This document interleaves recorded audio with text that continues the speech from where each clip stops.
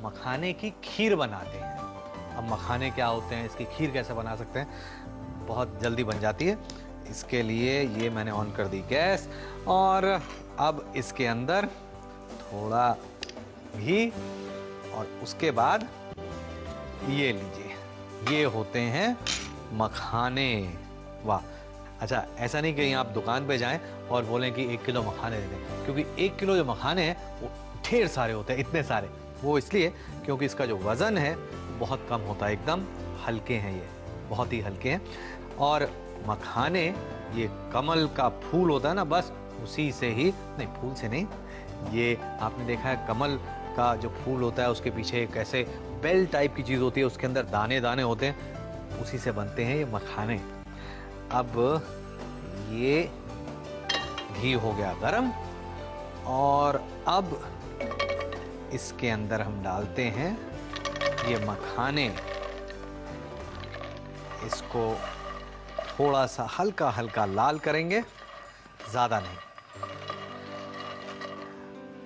ये काफ़ी हल्के होते हैं, तो इसको जब आप भूनते हैं तो ध्यान रखें, क्योंकि बहुत जल्दी ये लाल होते हैं। जैसे अगर आप कभी काजू फ्राई कर रहे हो तेल के अंदर, तो ध्यान रखना चाहिए, बहुत जल्दी जल भी सकते हैं। इसी तरह से ये जो मखाने हैं, इस पे भी ध्यान रखें, ये जलने नहीं चाहिए।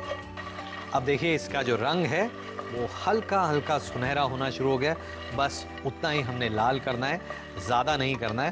अच्छा, कई लोग क्या करते हैं, इस तरह से इसको तेल में भून कर अलग निकाल लेते हैं और फिर दूध को रिड्यूस करके इसकी खीर बनाते हैं और बाद में मखानों को डालते हैं। लेकिन मैं आपको कहूँगा कि आप इतना ज़्यादा झंझट ना करें। इसको जल्दी अगर आपने बनाना है तो आप ये मखानों को भून लें, और उसके बाद ये जो दूध है इसको इसके अंदर डालें, दूध इसके अंदर, और अब इन मखानों को पकने दें दूध के अंदर। दो चीज़ें होंगी, एक तो जो मखाने हैं वो पूरी तरह से पक जाएंगे, सॉफ्ट हो जाएंगे, और दूसरी बात ये कि जो दूध है वो धीरे धीरे रिड्यूस होगा। अब आपको मालूम है जो खीर है, अब चाहे वो खीर हो, कुल्फ़ी हो, या कोई भी ऐसे दूध की बनी हुई चीज़, अगर दूध को अच्छा पकाया जाए, उसमें से पानी थोड़ा उड़ा दिया जाए तो गाढ़ा हो जाता है और उसका टेस्ट बढ़ जाता है। वो इसलिए क्योंकि फिर उसमें जो फैट कंटेंट है बढ़ जाता है, उसकी जो कंसिस्टेंसी है वो थिक हो जाती है, तो टेस्टी तो होगा ही, रबड़ी जैसा टेस्ट आ जाएगा। तो आप जितना इसे पकाएंगे उतना ज़्यादा दूध गाढ़ा होगा।